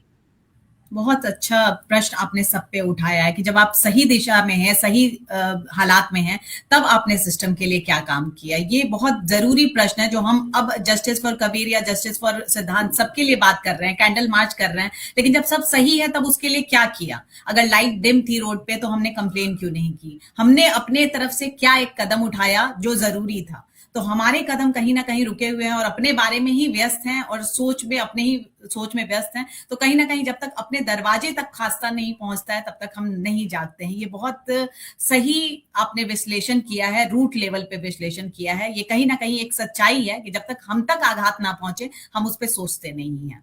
तो ये जागने का समय है कि कहीं ना कहीं अगर आपको लग रहा है सच में अगर दर्दनाक स्थिति है और सड़क हादसों में अगर आप सच में चाह रहे हैं कि कबीर कोई नहीं और ऐसे कई बच्चों को न्याय मिले, तो पहले अपनी जितनी भी कमियां हैं उस पर सवाल उठाएं, अपने घर पे नजर रखें। जी क्या कह रहे हैं राघवेंद्र? मैं अभी झारखंड गया हुआ था। वहां पर जैसे कोई भी विक्टिम फैमिली मरता है तो उसके लिए जो अनुदान राशि है, वो जो नारी होती हैं, घर परिवार जो बच जाती हैं, वो उस पर साइन तक नहीं करती हैं, वो अंगूठा तक नहीं लगाती। वो उनका मैंने ये देखा कि आज 80 वर्ष बाद भी, आजादी के बाद भी, वो कह रही कि हमारा पति ही चला गया, हमारा बेटा ही चला गया, मैं क्या करूंगी इस पैसे को लेकर के? जो मुझे ईश्वर ने भेजा था वही नहीं बचा पाया, सो ये पैसे से मुझे तो पाप लगेंगे। सो सोचिए, वो एक माँ इतना मजबूत उस तरीके से सोच रही है, और एक तरीके से सिस्टम में इतने राशियां आ रही हैं, सब कुछ आ रही हैं, किसी को नहीं पहुंच पा रही है। तो ये उन लोगों से है ना जो पढ़े लिखे लोग हैं, या जो समाज में लड़ना चाहिए, या लोगों का मेरा साथ देना चाहिए। मतलब मैं वही कहता हूँ ना, समझ, जब भी जागरूकता की बात आती है तो लोग बोरिंग सब्जेक्ट समझते हैं, दूर भागते हैं। ठीक है, जब वो होता है तब वो चीजें। तो कहने का मतलब, हमारे राज्य में ऐसे भी भिन्नताएं हैं, सब कुछ बहुत ऐसी चुनौतियां आज भी पहुंचाना बहुत जरूरी है, क्योंकि जिनको जरूरतमंद के लाइन में जो उसके लिए हक है, आप उनको ही दिलाने का प्रयास नहीं कर रहे हैं। और बाकी जिनके पास सब कुछ है, उनके साथ थोड़ी सी भी हादसा हो जाती है तो वो कानून का, हर चीज का वो ऐसे पिटारा पीटते हैं मीडिया के सामने, वो चीज ऐसा लगता है कि ये सिर्फ अन्याय सिर्फ उन्हीं के साथ हुआ है, बाकी लोगों के साथ नहीं है। तो बाकी जिनके पास जुबान होते हुए भी जुबान नहीं उठा, उनकी कोई ताकत नहीं बन पा रहा है, उनके कोई साथ नहीं खड़ा हो पा रहा है, तो ये हमारे देश के 1.4 बिलियन नागरिक को इस चीजों को बहुत गंभीरता से समझने की जरूरत है। बहुत मतलब बेसिक चीजें आपने बताई हम लोगों को, क्योंकि आप जमीन से जुड़कर काम किए हैं। ऐसा नहीं है कि रोड पे आपने सिर्फ कैंडल मार्च किया है और 2-4 हेलमेट बांट दिए और बस यही काम ने आपने नहीं किया है। आपने जमीनी स्तर पर काम किया है, इसलिए शायद आप ये चीज समझ गए हैं कि लोग जागरूकता तभी फैलाना शुरू करते हैं जब कुछ हादसे हो जाते हैं, और जब रोड पे उतरने की बात होती है, सिस्टम पे सवाल उठाने की बात होती है, तो वो कहीं ना कहीं गायब होते हैं। बहुत मतलब ये शर्मनाक स्थिति भी है। मैं अपने लिए भी सोचूं या हर इंसान के लिए सोचूं तो शर्मनाक स्थिति है ये, कि जब भी कुछ हादसा हो जाता है तो हम आवाज उठाते हैं और कहीं ना कहीं स्थिति नहीं देख रहे होते हैं। ये बहुत सही बात आपने कही है, और कहीं ना कहीं हमसे जो जुड़े हुए लोग हैं वो आज कहीं ना कहीं इस ग्लानि में होंगे ही, समझ ही रहे होंगे कि हमें भी क्या करना है, हमारे कर्तव्य क्या है। उस बात को कहीं ना कहीं सोचने की बहुत ज्यादा जरूरत है। मैं भी चाहता तो आपके यहाँ आज रोड सेफ्टी में बात करता, मैं इंटरनेशनल कई कंट्रियों का मैं वो प्रेजेंट कर देता कि ये आंकड़े हैं, डेटा ये कहता है, 23 का ये कहते हैं। हम बहुत सारी क्या क्या रिवोल्यूशन आ रही है, क्या क्या एनकैप रेटिंग आ रही है, हमारा भारत सरकार क्या कर रहा है, वो चीजें कर रहा है। लेकिन सारा सिस्टम होते हैं, मुझे सिर्फ उन मतलब दिमाग शक्ति के ऊपर बात करना है कि हमारी सोच क्या कह रही है। क्योंकि सोच ही सबसे बड़ी ताकत है। मेरे भले ही जेब में गांधी हो या ना हो, लेकिन दिल में आंधी तो है, मैं लड़ाई तो लड़ रहा हूं। मतलब वो एक रहता है कि नहीं, ये एक आपका एक जज्बात। क्योंकि भारतीय सेना के भी साथ भी रहता हूं, तो कोई लेफ्टिनेंट जनरल प्रितपाल सर, उन्होंने कहा कि राघवेंद्र, हमारे 8 जवान जो पिछले 3 महीनों रोड एक्सीडेंट्स में खत्म हो गए और 8 पत्नियां विधवाएं हैं, मुझे समझ में नहीं आ रहा है कि मैं क्या करूं। सो मुझे लगता है कि भारत जो हमें सुरक्षित कर रखा है, जो हम सबके लिए प्रेरणा है, वो भी घुटने टेक करके कह रहे हैं कि राघवेंद्र आ जाओ, मतलब हमें किसी तरीके से जवानों की रक्षा करनी है, जिंदगी बचानी है। सो एक सामान्य नागरिक होकर के आज मैं भारतीय सेना के साथ, इंडियन नेवी के साथ कार्य करता हूँ। सो मुझे लगता है कि जो समय या जो डिसिप्लिन ये सब कुछ है, ये कहीं ना कहीं भारतीय सेना भी, क्योंकि हर वर्ष 1200 जवानों की रोड एक्सीडेंट में, हादसे में मौत हो रही है, सो वो भी चिंतित है। तो आम नागरिक को कितना चिंता का यह विषय है, और वो कब जगेगा। ये नहीं कि वो सपना देख रहा है कि मेरे दरवाजे पर कब 20 लाख की गाड़ी आ जाए, कब वो चीजें, हम अपने बच्चे को इतनी महंगी बाइक दे दें, एक अच्छा स्टेटस दे दें। इट मीन्स कि वो यमराज को बुला रहा है, वो मौत को दस्तक देने के लिए, लेकिन उसके पीछे जो हादसे होने वाले हैं उससे वो रूबरू नहीं है। और यही ये चीजें हो रहा है कि लोगों के साथ जैसे हादसा हो जा रहा है, तुरंत जिस परिवार के से जिस गाड़ी के साथ हुआ, उस पर ऐसे टूट पड़ते हैं कि उनको लगता है कि यही दुनिया का सबसे बड़ा पाकिस्तानी है या चाइनीज है, और इसी ने वो सब कुछ जानबूझ करके कर दिया। इतना कुछ है, मैं कोर्ट में देखता हूँ या कहीं भी उन परिवारों से मिलता हूँ, कैसी तरीके से मानसिकता रहती है। लेकिन ये मानसिकता सोचते हैं कल किसी के साथ होगी। सो हमें एक बीच का एक वो लेकर के आना है, सॉल्यूशन लेकर के आना है, ताकि हम, ठीक है, जो हादसे जो भविष्य में होने वाले हैं उसके लिए एक दिशा एक तय करनी है कि भाई हम स्कूल हो, कॉलेज हो, जहां बच्चे हमारे पढ़ रहे हैं, वहां के मार्गदर्शन सिर्फ मार्क्स के पीछे ना भागे, बल्कि सुरक्षा उसके डीएनए में। आज से अगर बोर्ड एग्जाम खत्म हो रहे हैं तो हम अपने बच्चे के साथ 1 घंटा सड़क पर जरूर बैठे, उसको ये सारी जो रूबरू चीजें जरूर बताएं। उसके साथ ठीक है वो गेम खेल रहा है, यहाँ का सपना देख रहा है, वो सपना देख रहा है, लेकिन ये जरूर बताएं कि सड़क हादसों पे जिस तरीके से उन सैकड़ों परिवारों को बर्बाद होते हुए देख रहा हूं, जो एक छोटी सी नेग्लिजेंस, लापरवाही, इसमें ऐसा नहीं कि आम नागरिक होता है। साइरस मिस्त्री जैसे देखिए, 500 करोड़ का सूर्य मंदिर बनवा के आ रहे थे, करोड़ों रुपए की उनके पास गाड़ी थी, दुनिया के लिए सीट बेल्ट बनाए, मगर एक उनकी छोटी सी गलती पूरी इमारत को ध्वस्त कर दी। सो ये इमारत की ध्वस्त, चाहे आम परिवार हो या कोई भी हो, कोई भी नहीं, अगर आपकी लापरवाही, अगर ये चीज नहीं आप सुनिश्चित करेंगे, अपनी सुरक्षा पीछे अलर्ट नहीं रहेंगे, तो आपके भी साथ हो सकती है। तो हर परिवार को मिल करके इस पर एक दूसरे की हाथ थामने की जरूरत है, और पूरे समाज, सोसाइटी को, क्योंकि हमारी सामूहिक एकता ही भारत है। और इस विनाश काल में पूरी दुनिया में जब हम नंबर 1 है मौत के आंकड़ों में, अब नहीं समझेंगे इतनी त्रासदी के बावजूद भी, तो हम कब सिर्फ खाली चर्चाएं करते रहेंगे। बिल्कुल नहीं राघवेंद्र जी, प्रेरणा के मंच का हमेशा से एक सोच रही है, उद्देश्य रहा है कि संवाद जो हो उससे परिवर्तन हो। और मैंने देखा है, वो भले 1 हो, 2 हो या 10 हो, लेकिन परिवर्तन हुए हैं। और मुझे पता है मेरे मन से जब ये बात दूर तक जाती है, तो कहीं ना कहीं अगले दिन जब वो लोग सड़क पे होंगे, तो ये बात उनके दिमाग में जाएगी। उनके बच्चे जब घर से निकल रहे होंगे, तो उनके दिमाग में ये बात जाएगी कि हमें हेलमेट पहनना है, हमें सुरक्षा के नियमों को जानकारी देनी है, और खुद भी पालन करना है, ताकि सामने वाले को भी हम सुरक्षित रह सके। हम भारत देश में रह रहे हैं, और ये सब हमारे जो लोग रोड पे हैं, वो सब हमारे अपने ही हैं। अच्छा, एक लाइटर नोट पे एक बात बताती हूँ आपको। सोहिनी जी कह रही हैं कि आप विक्की कौशल से रिसेंबल करते हैं। तो चलिए, हेलमेट पहनने के बाद भी आप विक्की कौशल जैसे लग रहे हैं। और पूनम जी कह रही हैं पर ये रियल हीरो है। इसके लिए तालियां, क्योंकि आप जैसे लोग ही एक रियल हीरो है।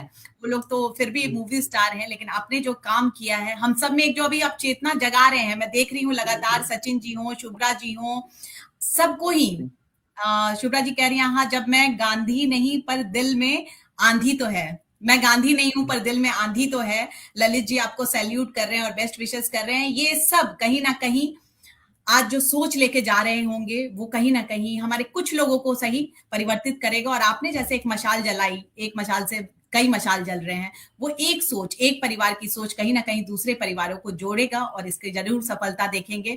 आखिर की तरफ बढ़ते हुए राघवेंद्र जी, जानना चाहूंगी कि फिर भी आपको अंत में क्या दिखता है, कहाँ कहाँ हमें बदलाव लाना है, एजुकेशन में, हमारी सोच में, और हमारी पहल में क्या होना चाहिए? देखिए, आज मैं एक परिवार का भी जिक्र करना चाहूंगा। वो चंपावत उत्तराखंड से हैं, और उनका बेटा आईआईटी मतलब सोचिए पीएचडी कर रहा था। उसकी भी मतलब कुछ दिनों बाद, मतलब 15 दिनों बाद शादी थी। एक हेलमेट ना होने की वजह से जो हादसा हुआ, सो पिछले 4 वर्षों से मतलब वो इलाज के लिए सब कुछ कर रहे हैं। और सबसे बड़ी बात है कि आज उनके घर में मतलब दवा से ज्यादा वो 10-12 पॉइजन मतलब वो शीशी पड़े हुए हैं। वो ये कहते हैं, उनका मानना है कि जो उनके बेटे का जो वेट है 76 केजी है। मैंने सोशल मीडिया पे वीडियो भी डाली थी। और अच्छा। जो माँ का जो वेट है वो 44 केजी है और पिता का जो वजन है 58 केजी है। मतलब वो लोग दुबले पतले होकर के भी 4 वर्षों से अपने बच्चे को बेड पे लिटाना बैठाना करना, मतलब उनकी जिंदगी, वो कहते हैं कि हम सिर्फ बच्चे के लिए जीवित हैं। जिस दिन अगर बच्चा अगर गया तो शायद ये जार की शीशी जो हमारे इर्द गिर्द पड़ी हुई है हम लेकर के अपने आप को सुसाइड कर लेंगे। सो मेरा कारण क्या है, वो यही कहते हैं कि बेटा आप जो हेलमेट जो कर रहे हो, जो सब कुछ दे रहे हो, हमें यही लगता है कि शायद जो आप इस जो हम जो चीजों को महसूस कर रहे हैं, दर्द को, हमसे तो कोई बात भी नहीं करने आता है आसपास, और सोसाइटी हर कोई दूर रहता है क्योंकि सबको पता है। सो वो कहते हैं कि मतलब ये जो वेदना संवेदना ऐसी किसी परिवार के साथ ना है। तो मुझे यही लगता है कि मैं जो भले अपने मित्र को नहीं बचा पाया, लेकिन मैं जो बचाने की जिंदगी का प्रयास कर रहा हूँ। लेकिन चलिए एक मौत तो हो जाती है, 500 चिता तो जल रही है 1300 हादसे में, लेकिन 800 जो लोग हैं जो घायल हो जाते हैं, वो अपने परिवार के लिए किस तरीके से एक सबसे बड़ी समस्या खड़े कर देती है उनकी पूरी जिंदगी के लिए, मतलब वो सोच भी नहीं सकते हैं। और इनके पास जो भी प्रॉपर्टी थी वो सब कुछ बिक गई है। मुश्किल से 1 बीघा लैंड बचा हुआ है, वो वहां पर उनके बहुत सारे। सो ये भी चुनौती आ रही है कि आखिर अगर बच्चा अगर 2 साल 3 साल और सरवाइव किया तो हम क्या करेंगे, कौन आएगा। सो मतलब हम क्राउड फंडिंग की भी बात करते हैं, या कोई भी लोग देखते हैं कि भाई ये हमारा ऑपरेशन कराना, इलाज कराना, लोग उसके लिए 1-1 रुपए मतलब या लोग दे देते हैं। लेकिन वही एक-एक हाथ जो उठना चाहिए, चुप्पी तोड़ करके इस तरह से लापरवाही होते हुए रॉन्ग साइड, अगर उसके लिए अगर लोग अपना हाथ उठाएँ, अगर उसके लिए अपनी जुबान चलाएँ, और उसके लिए अपने कोई ना माने तो मोबाइल से फ़ोटो खींच करके ट्रैफिक पुलिस को या सिस्टम को टैग करें कि क्या कमियाँ हैं, तब हमारा भारत आने वाले समय में मजबूत हो पाएगा। अन्यथा आज जो मेरी भले सड़क दुर्घटना की कहानी है, कल ऐसे कई सारे विक्टिम की वो चीज़ होगी, कहानी होगी, किसी के पास कोई समय नहीं है। समय सिर्फ यही है कि इस आने वाली चुनौतियों को हमें समाधान लेकर के हमें एकजुट होकर के लड़ाई लड़नी है, क्योंकि बार-बार मैं यही कहता हूँ। और लड़ाई ऐसी होनी चाहिए कि ताकि हमारा देश बदले या ना बदले, हम जिस गाँव से बिलॉन्ग करते हैं, हमारी गाँव की सामूहिक एकता अगर सड़क दुर्घटना के खिलाफ अगर खड़ी हो गई, एक कॉलोनी भी है, उस कॉलोनी में मेरा बच्चा हो या ना हो, कोई दूसरे का बच्चा हो, अगर उसके बर्थडे पे हम जा रहे हैं, अगर हम उसके लिए हेलमेट लेके चले गए, तो वो एक आइडल पर्सन सोचिए, बल्कि वो एक समाज को उस पर भरोसा रखें कि वो बच्चा बदलाव ला सकता है। अगर वो साइकिल के ऊपर हेलमेट पहन के चलेगा, तो 10 बड़े लोगों को, बाइक वालों को जरूर टोकेगा कि अंकल हमारा 90 लाख रुपए लेके कहाँ जा रहे हो, क्योंकि आप मरोगे तो आपका परिवार का नुकसान, हमारे देश का भी 92 लाख रुपए नुकसान होगा, वो बचाओ। तो वही है कि मतलब हम एक-एक दूसरे की जिंदगी के बारे में सोचेंगे और ये प्रयास करेंगे, तो लिटरली में हमारा आजाद भारत, खुशहाल भारत बन जाएगा। बहुत अच्छी सोच आप एक दे रहे सड़क हैं दुर्घटना के राघवेंद्र। गुलाम से आजाद हो जाएगा। जी। बिल्कुल, बिल्कुल। बहुत अच्छी सोच दे रहे हैं। इवन मैं सबको बताना चाहूँगी कि जब मैंने राघवेंद्र जी से बात भी की थी कि इस कार्यक्रम को किस मोड पे लेकर चलूं, तो बोले कि वुमेन्स डे आ रहा है, नारी शक्ति की बात कीजिए आप, क्योंकि नारी ही तो बदलाव लाएगी। हर घर में जब नारी बदलाव लाएगी, उसके बच्चे बदलेंगे, और उसके बच्चों से जब उसको उसके बड़े देखेंगे तो वो बदलेंगे। और यही तो इनका मतलब ये प्लान आउट है। यही राघवेंद्र जी ने बेसिक से काम किया है, और वो जड़ों को मजबूत करना चाहते हैं कि कोई भी माँ सबसे ज्यादा आहत होती है अगर उसके बच्चे को चोट लगती है। तो कहीं ना कहीं अगर हर घर की माँ सोचेगी तो बच्चा हेलमेट एक पहनेगा, बच्चा एक अपनी एक एक सुरक्षा। एग्जांपल भी दूंगा। एक मदर ने मुझे ढूंढा सोशल मीडिया पर, करी सर प्लीज आप ऑनलाइन वीडियो के माध्यम से आ जाइए, बात कर लीजिए। मुझे लगा क्या है, तो बोले सर हाँ, आपने कुछ दिन 2 दिन पहले स्कूल में आपने हमारे बच्चे को हेलमेट दिया था सब ग्रुप में। सो हाँ, बच्चा छोटा था तो वो घर आया, मतलब वो हेलमेट पहन करके वो पूरी साइकिल उकिल जब भी घूम रहा है, मतलब इसी सर ने ब्लैंकेट में भी सो रहा है तो हेलमेट पहन के ही सो रहा है। रात को उसको नींद लगी तो हमने सोचा निकाल दे थोड़ी देर के लिए, फिर वो हाँ, जग गया, फिर वो हेलमेट के लिए रोने लगा। तो हेलमेट को वो बाहर कर ही नहीं रहा है, वो हमारे लिए बड़ी सदर्द है। हमने कभी इसको रोते हुए नहीं देखा था, और हम नहीं हाँ, चाहते हैं कि वो हेलमेट। तो इसलिए आप अगर ऑनलाइन आकर के बताएंगे, हमें पता चला कि आपने दिया है, आपका कार्यक्रम था उस स्कूल के अंदर, हम वो पूछते हाँ, हैं, वो तो बोल भी रहा था कि मैं हेलमेट मैन हूँ, हेलमेट मैन। तो हमने सारी वीडियो देखी, तो आपकी वीडियो में एक भी कहीं बिना हेलमेट का नहीं दिखे। तब हमने मैसेज रिक्वेस्ट किया कि प्लीज एक बार बिना हेलमेट का आइए, ताकि हमारे बच्चे को बताइए कि हम हम्म, बाहर कब जा रहे थे, हेलमेट घर में आप भी जो रहते हेलमेट होंगे वाले। बिना हेलमेट के, तो प्लीज उसको बताइए। सो वो जब बिना हेलमेट के मैंने बात की उनके बच्चे को, तो वो माँ के चेहरे पर इतनी खुशी हुई, उन्होंने ये कहा कि शायद हम ला करके हेलमेट देते तो ये उतना नहीं पहन पाता, इंटरेस्ट नहीं, लेकिन जो आपने स्कूल में एक सामूहिक तौर पर जो बच्चों को हेलमेट दिया और इसके अंदर जो भाव जो जगा, मतलब वो बोला कि मम्मी मैं बड़ा हो गया हूँ और मैं देखो ये चीज स्पाइडरमैन सुपरमैन हूँ। तो वो हाँ कह रहे हाँ। हैं कि हम जो 3 दिन से इसकी खुशी जो देख रहे हैं वो शायद एक खिलौना भी नहीं दे सकता है जो आपने एक सेफ्टी के माध्यम से इसके अंदर जो दिया हुआ है। सो माँ राघवेंद्र की जी, ये बात आपने सुन करके सुरक्षा ना प्यार में बदल दिया है। ये आपने जी मतलब जैसे आप ही माँ बन गए हो, ये सुरक्षा माँ की उपाधि मैं आपको देना चाहूंगी कि आप हर घर में एक तरीके से वो सुरक्षा को प्यार के माध्यम से दे रहे हैं कि बच्चे आपसे जुड़े। और मैंने देखा है हेलमेट मैन ऑफ इंडिया, आप लोग इंस्टाग्राम पे सर्च करेंगे या फेसबुक पे सर्च करेंगे तो आपको इनके वीडियोस दिखेंगे और देखेंगे कि कैसे इन्होंने थाने के बच्चों को और एक एक्साइटिंग रूप में ये हेलमेट डोनेट करते हैं। कहीं ना कहीं कभी रोड पे बच्चों को दे रहे हैं तो कभी ब्रिज ट्रीज पे पे टांग देता हूँ, कभी उनके लिए संजीवनी बूटी बना देता हूँ, कई तरह के अलग मेरे अलग अलग स्टेप रहते हैं। हाँ, वो कहीं न और कहीं अभी खेल में लिटरली कमिंग अप में मैं बिहार के अंदर जितने भी जो बच्चों को जो साइकिल मिला हुआ है, तो मैं वही सोच रहा हूँ कि उनके सर के ऊपर हेलमेट पहुंचाने का प्रयास कर रहा हूँ, मेरा कैंपेन लगातार चलेगा। सो ताकि, क्योंकि भविष्य की वही राष्ट्रपति भी हैं, वही बड़े बड़े आईपीएस भी हैं, वही भारत को नेतृत्व करने वाली हैं, नारी शक्ति ही। सो मेरा यही हुँ, प्रयास है कि अगर बिहार के अंदर हर कोई, मतलब लड़कियों को अगर हेलमेट पहनते हुए स्कूल जाते हुए, कॉलेज जाते हुए लोग देख लेंगे, तो आई थिंक हाँ, हर बाइकर्स, हर लोग बदल जाएंगे, कि ताकि हाँ। हमारी नारियां भविष्य कितनी मजबूत होती जा रही हैं जागरूकता में। बिल्कुल, बिल्कुल। और मुझे तो बड़ी खुशी हो रही है कि आप बिहार पहुँच रहे हैं क्योंकि बिहार मेरा प्रदेश है, तो वहाँ की अच्छा। जो नारी शक्ति होगी, वहाँ मजबूती पहुँचेगी, तो कहीं न कहीं मेरा प्रदेश भी बदलेगा और ये देश तो बदल ही रहा है आपकी सोच के साथ। बहुत अच्छी सोच, प्यार भरी सोच आप एक दे रहे हैं, जो सुरक्षा भी माँ क्या देती है, हमें सुरक्षा देती है। वही एक प्रभाव आप कहीं न कहीं देश में दे रहे हैं और हमें अपनी ज़िम्मेदारियों पे जो आपने जागरूक किया है, वो मुझे लगता है जितने भी लोग हमसे जुड़े हुए हैं, वो कहीं न कहीं धन्यवाद तो कर ही रहे हैं। स्थाना जी जुड़े हैं, ललित जी जुड़े हैं और मेरे ससुर जी भी जुड़े हुए हैं, उनको प्रणाम निवेदित अरे, करती हूँ। जी, और जी, सब कहीं ना बहुत-बहुत कहीं प्रणाम। सुन के इस संदेश के साथ जुड़ के और इस भारत को बदलेंगे प्यार से, सुरक्षा से। और मैं क्योंकि साहित्य में हूं तो एक लाइन आपको जरूर कहूंगी कि सुनो तुम हारना मत, सुनो तुम हारना मत, क्योंकि तुम्हारी कोशिशों ने कई जीवन की सांसें सुरक्षित की हैं। लोगों की सोच बदली है, उसे पल्लवित होते हुए देख तुम्हें और सोच के पौधे लगाने हैं। वो पौधे लगाने हैं जो सबके घर की बगिया को महकाएंगे। तो सुनो तुम हारना मत। तो हम राघवेंद्र जी आपके लिए यही प्रार्थना करेंगे कि आप कभी ना हारे और आपकी इस जीत को देखते हुए हम सब कहीं ना कहीं प्रेरणा लेते हुए एक सुरक्षित भारत का निर्माण करें, जिसमें मैं भी हमेशा आज यहाँ से शपथ लेती हूँ कि हमेशा इस बात का ध्यान रखूंगी कि मेरे बच्चे हेलमेट पहने और हम सड़क सुरक्षा पे अपना ही नहीं सामने वाले का भी ध्यान दें। ये देश हमारा है, ये देशवासी हमारे हैं, इस बात को ध्यान में रखते हुए आपका तहे दिल से धन्यवाद करती हूँ। जी, शुभ बहुत अच्छी रात्रि। कविता लगी, एक एनर्जी लगी।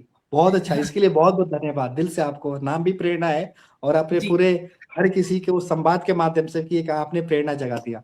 जी, बहुत शुक्रिया थैंक यू। राघवेंद्र, बहुत धन्यवाद। शुभ रात्रि। जी, थैंक यू, शुभ रात्रि।